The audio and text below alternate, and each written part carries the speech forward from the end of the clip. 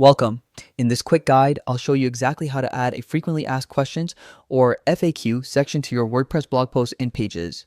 This simple addition can make your site more organized, user-friendly, and professional, all in just a few minutes. First, open your web browser and head over to WordPress. Look for the login option, usually at the top right corner, and click it. For the fastest and most secure login, select Continue with Google and pick your account. Once logged in, you'll be taken to your WordPress dashboard. From there, navigate to the Pages section. This is where all your site pages live and where we'll create a new one specifically for your FAQs. Click on Add New to open the page editor.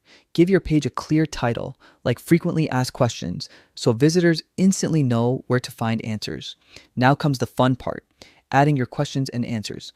WordPress's block editor makes this easy. You can use the details block for a collapsible FAQ format, which keeps your page tidy and interactive. Or, if you prefer a straightforward layout, the paragraph block works perfectly for listing questions and answers directly. Organize them in a way that's easy for readers to follow. Once your content looks good, hit publish. Your new FAQ page is now live, giving visitors instant access to important information and enhancing their overall experience on your site. And that's it.